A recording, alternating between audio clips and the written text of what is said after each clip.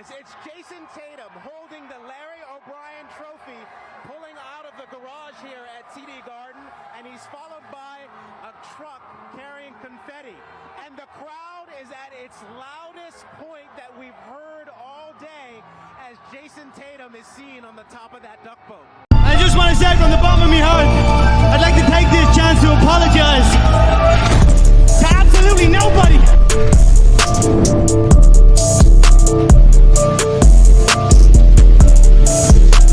We're going to head out east. We're going to look at the Atlantic Division. All right.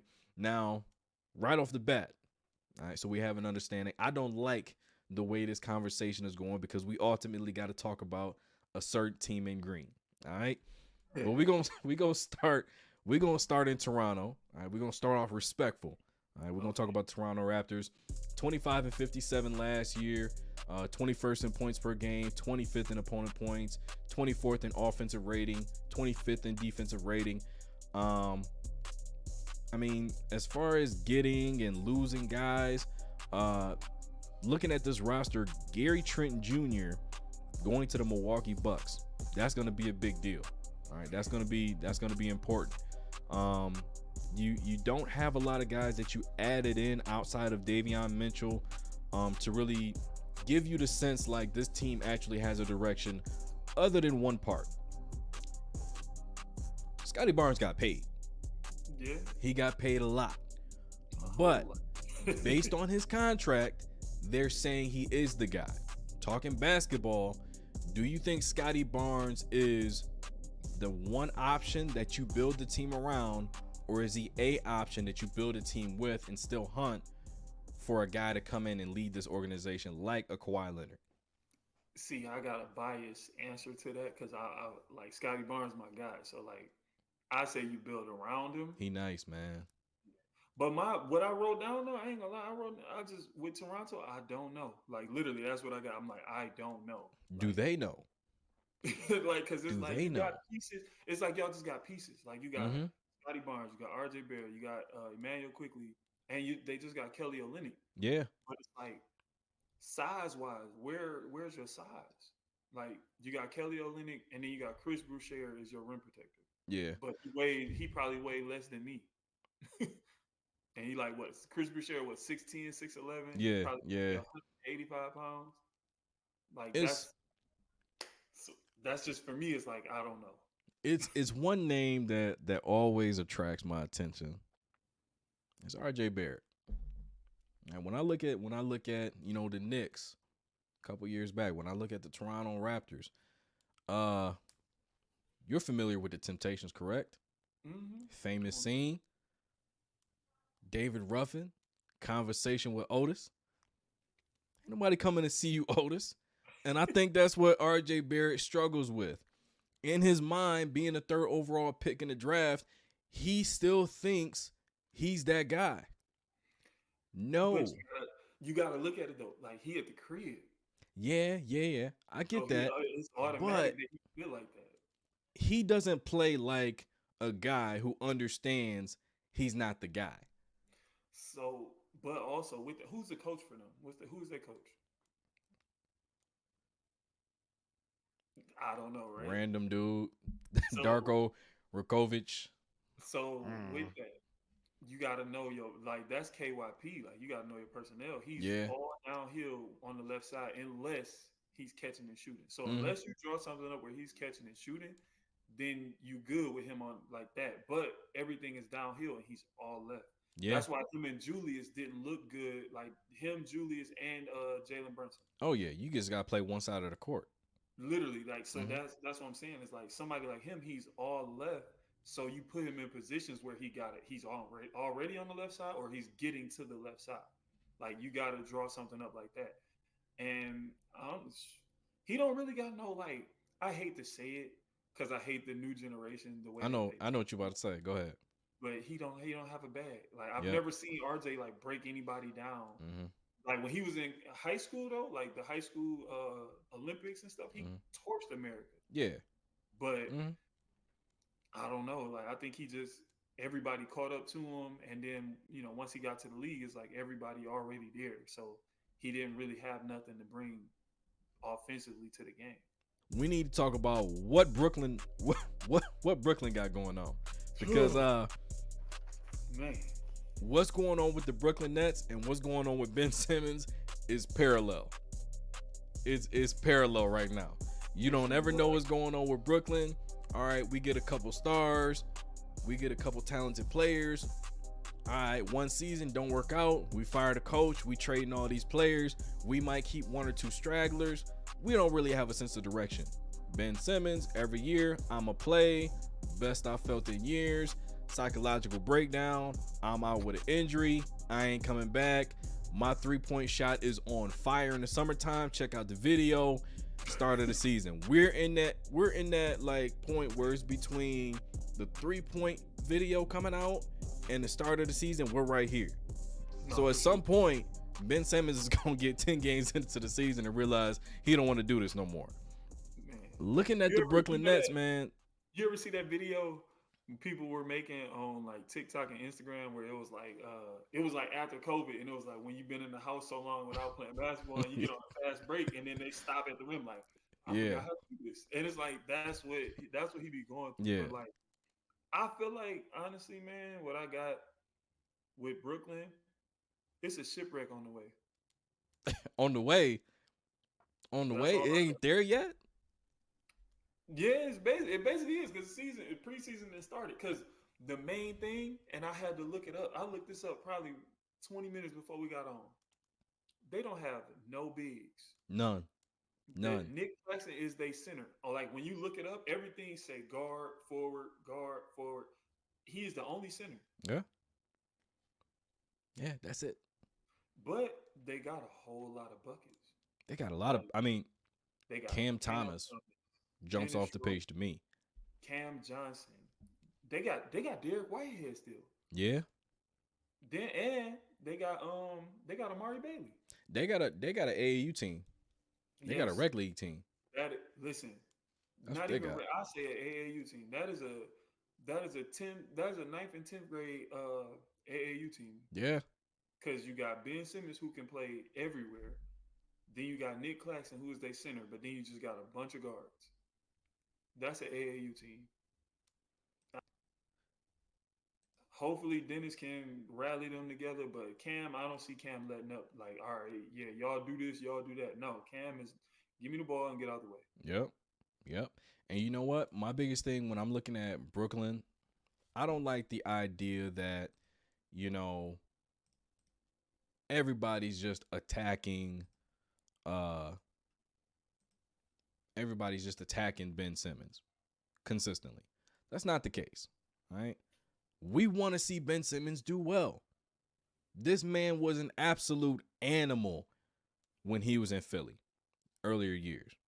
You didn't want to see him defensively. You didn't want to see him getting downhill. The next LeBron James, everybody proclaimed him. If I'm the coach or I'm his trainer, like C Brick gonna get him right. C Brick gonna have him right. But yeah, I'm just going back and sending him Giannis film from when Giannis won MVP. And just be like, bro, just do this. Nobody will be able to stop you if you do this. Yeah. Pass it here and there, but do this. Just go downhill, get into somebody's chest, and try to dunk as many times as you can. Yeah. And that's a mentality thing. Does he have that mentality? It remains to be seen. But we're gonna look to another borough. We're gonna talk about the New York Knicks. Last year, 50-32. 19th in points per game, 2nd in defense, 7th in offensive rating, 10th in defensive rating. You end up in a situation where you have a chance to get Karl Anthony Towns. You trade Julius Randle and Dante DiVincenzo. You look at the roster this year. You have a lot to work with outside of give the ball to Brunson. Let's see if he can get us 40 in the playoffs. You bring in Bridges. You get rid of Julius Randle. Mitchell Robinson is on the docket to get traded possibly. You bring in Karl Anthony Towns. All right. So the idea is that you have Cat, Bridges, Anunoby, Brunson. Those are going to be your primary guys, right? Right. Who won that trade between them and Minnesota? I say Minnesota because they sent too much. Oh. like New York sent too much. Like you sent Julius Randle and DiVincenzo after he just had an amazing playoff run. On fire. And did you see the other night? His first preseason game, 4 for 4, 3 for 3 from 3 in the first quarter. Cooking. Like, yet again, like I said earlier about guys, it's proven season. Man. Yeah. Like, he about to be like, damn, y'all, I just did what I did, and y'all just threw me in there. Threw like, me to the wolves. Right. You see what I did? You see what I did there? Take him too. Threw him to the wolves. And a first round pick. Like, dang, y'all couldn't just be like, all right, take Jew and a first round pick. What you at? Like, why would you? And on top of that, you break up the Nova Knicks. Like, they were really about to beat. I ain't gonna lie. I was nervous. All right, y'all know who I represent. I was concerned.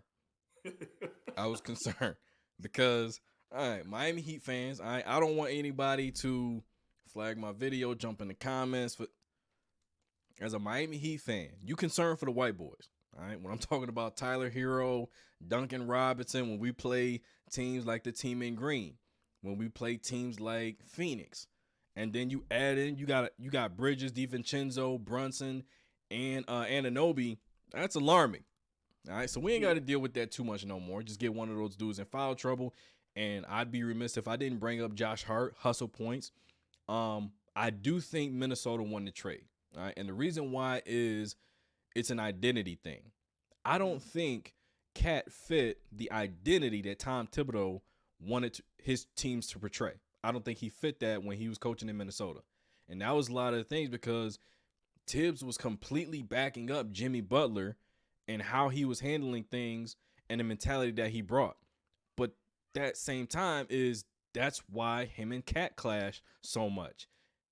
When I look at Minnesota, I mean, Julius Randle, I'd like to think of him as a dog. He got co-signed by Kobe that he was a dog.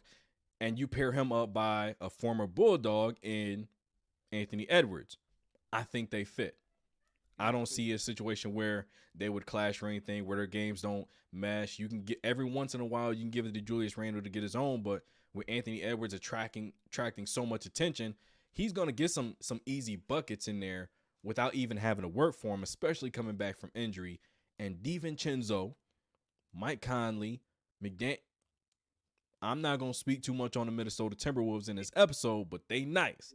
They nice. But see, like, this is my thing with Cat going to the Knicks. Mm-hmm.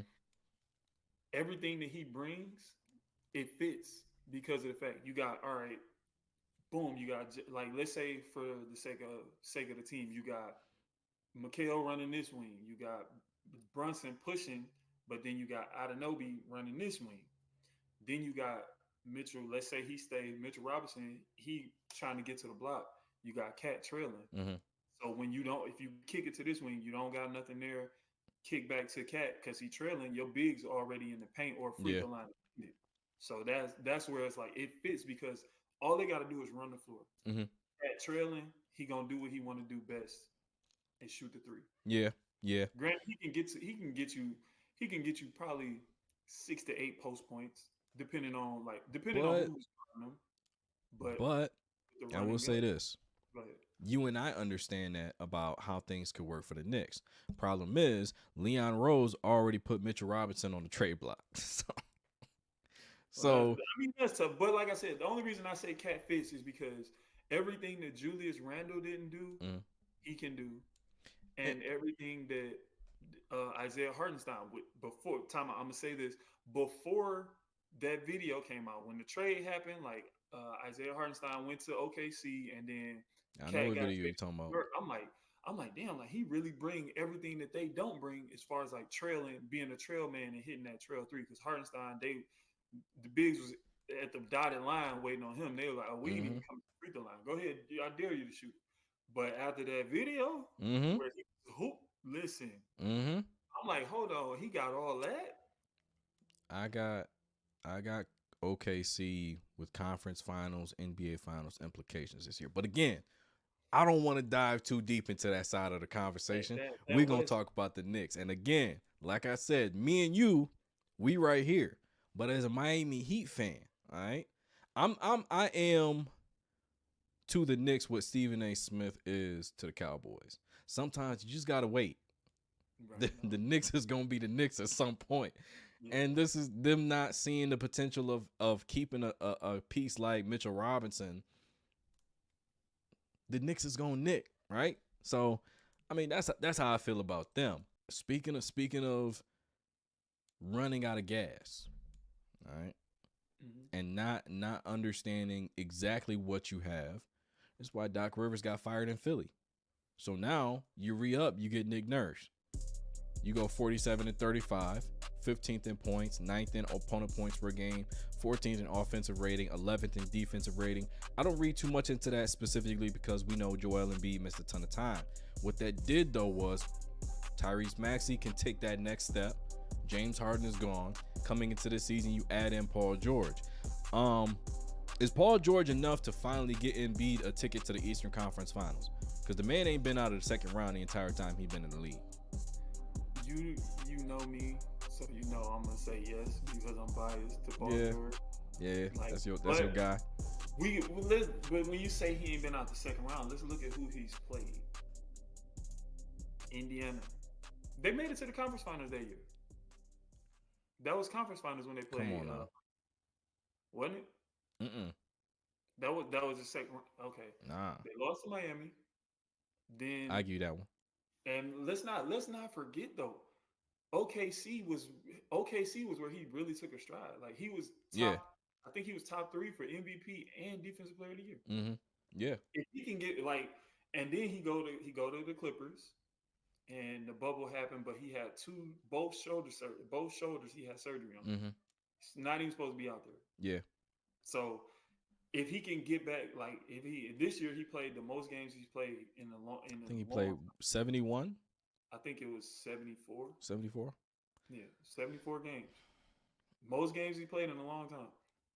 They just happened to run up against Luka. Luka just had their number. Yeah. Shout out to all the good fathers out there.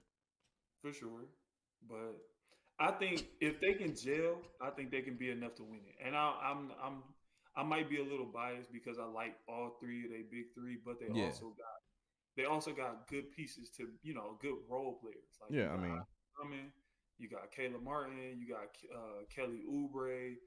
Like they bench can be a lot, just to get them a little bit of cushion to be like, all right, y'all can take a break for about 5-6 minutes, and Joel ain't got to play a whole game. You know what I'm saying? Like I feel like they got good pieces. To your point, I think this team is actually built with the idea in mind.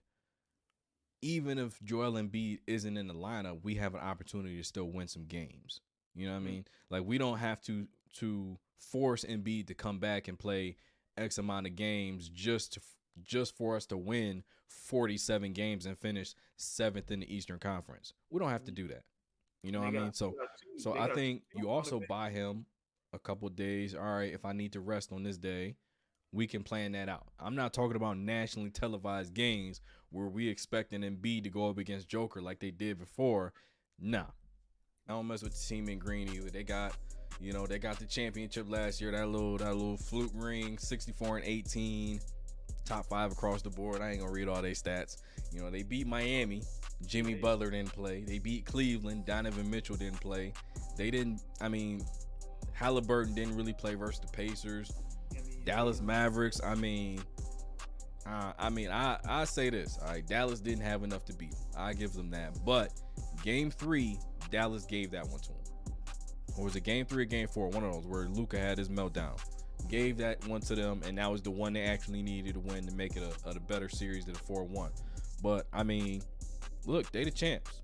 I can't take a whole lot from them except for the fact that they didn't really beat anybody. My issue with the team in green, I'm gonna refrain from saying the team name. You can say it if you want to. I'm gonna bleep it out.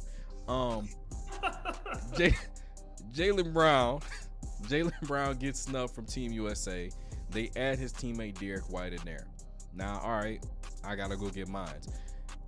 Jason Tatum does not get Eastern Conference Finals or NBA Finals MVP, even though he led the team in green across the board in all of their statistics. Across the board, he gets no love. And then he goes to Team USA, 2 games, never sees the court. The rest of the time they were there, barely even plays, barely makes any contribution, don't even know he on the court when he is out there playing. Do you think that the are focused on the right things right now? Oh man, I done said the name. This is why you can't read. This is like reading off the teleprompter. I'm reading the screen right now. I'm gonna bleep that out. I'm gonna cut all that out. Me, I feel like I honestly like they're gonna be out to have something to prove, which can be a good thing, but also a bad thing with a team like that. Like you just won a championship, you shouldn't have anything to prove besides that. Oh, we can go back to back. But with that, I don't think they're gonna go back to back. For me, when I look at how this is all playing out, it's more of I have something to prove. I have to show you I can do this. I have to show you I am this. I have to show you that I deserved this. I'm here to show you that when I was on Team USA, I should have done X, Y, and Z. I should have been on. You see what I'm saying? It's a lot of I have something to prove going on versus we as a team walked through the Eastern Conference Finals and didn't really play any of the top guns, and we walked away scot-free.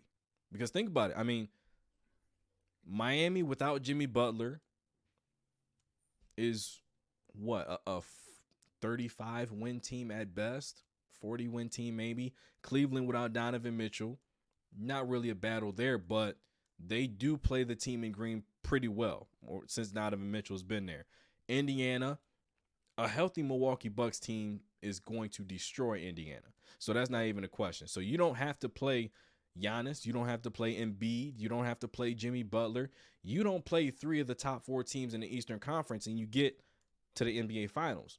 So in my mind, my motivation is, okay, now we got to let you know what it really is based on last year. Now we got to show you we are that. That's not what I'm hearing from them. I'm hearing, oh, I'm glad that I have the opportunity to show you I can do this. You see what I'm saying? Now, let me ask this, because I like, not saying this towards you, but with media and like analysts and everything like that, I absolutely hate when that's the narrative that they create of like I this, I that. As Jaylen Brown, Jason Tatum, even Derek White, have you physically heard any one of them 3 say like I have to do this or I'm going to do this? Who said that? I've heard the 2. And who was the 2? That's what I'm saying. JT and JB, I've heard the 2, and even recently mentioned, all right, now I have to prove that. And Joe Mazzulla's like, hey, this is an opportunity for him to prove that he's an MVP and all this other stuff, or prove doubters wrong. That's my line of thinking when it comes with the team in green. All right, now. So that, because I mean, they can repeat, but I honestly just don't see it happening because they didn't get better. Maybe I should rephrase it like this. Everybody else respects them. Like, let's say, all right, you play Miami, you play Cleveland, you play Milwaukee, you play Philly. They have the respect of everybody. That doesn't seem to be their focus. Their focus seems to be the respect of the people that me and you are talking about, the media. What I'm saying is, sometimes you can't feed so much into these narratives that is created through the media and people of the media. You got to understand, bro. The only people you should be really listening to is the people that have been in the situation that you've been in. They won the championship, and Shaq is saying, sitting across from you, saying, bro, don't worry about any of those other narratives. Your only focus is, because I made the mistake with Kobe, I made the mistake with D Wade, I made the mistake with Penny Hardaway, not focused on the task at hand, which is stacking as many chips as I possibly can. Forget what the media talking about. That's my perspective on the team in green. Yeah, that's what they need though. Like, but my thought process, like I said, I don't see them repeating because they did not get better. No. Like, I know you just gave JT all that money. Jaylen Brown got, he got his bread last year. I just like only teams like we spoke about this before. only teams that went back to back in recent years was Golden State. Mm-hmm. Yep. And that was only reason they went back to back is because they had three of the most like efficient shooters in their starting lineup. Like you got three of the most efficient shooters, 3-point shooters at that. Yeah. In the history of basketball in your starting lineup. So yeah, you're gonna go back to back. Yeah. But like think about like Cleveland. Cleveland won the year before, and obviously they ran up against them. Mm-hmm. But before getting Kevin Durant, Golden State, they won in 15 and then they lost in 16 because they did not get better. Yeah. They like, oh, we got the same guys. We're gonna beat them because we beat them before. Mm-hmm. No, you beat them. You beat a team that was hurt. Yeah. So that's what I'm saying. It's like Boston, they did not get better. Like granted, Porzingis wasn't 100%, but you still didn't get better. Like you didn't add like one extra piece to be like, all right, like this is gonna take us over the top again. Like going back to like the Lakers back in the 80s when they won. Who did they pick up? James Worthy, right? They got James Worthy. They won, and then they ended up getting James Worthy, and then they won again. Now, to your point, we're gonna talk about this division. We're gonna talk about the other division out west. Who do you have winning the Atlantic Division? Atlantic, Sixers. Ooh. I'm rocking with Sixers. I'm rocking with Sixers in the Atlantic. Like, okay. And we've talked about this. All right, I'm a Star Wars dude. It's like Darth Vader and Palpatine. All right, you got to choose between the lesser of two evils. There's two evils here. So I'm gonna rock with you on the 76ers pick because I'm not picking the Knicks or the team in green to win this division. I don't care if they got Michael Jordan, LeBron, Shaq, and Kobe on this team. I'm not picking them to win the division. With that though, with saying that, do you feel like the East is just as competitive as the West now? I feel like it's more competitive in the sense that there's more teams I can say have an opportunity to actually win the championship. The West has more teams that can get there. The East has more teams that can win it. I mean, you look at Milwaukee with Giannis and Dame. Bonafide 1-2 punch. Philly, Embiid. Now he has PG and Maxey. Bonafide big three. Miami. They've been in the Eastern Conference Finals before. They've been to the NBA Finals multiple times with Jimmy Butler. So now we have to, all right, third time's the charm. We got to get it done. You look at New York, stacked, top to bottom. Probably arguably the best starting five in the league. So I feel like the East has more teams that can actually win it, if that makes sense.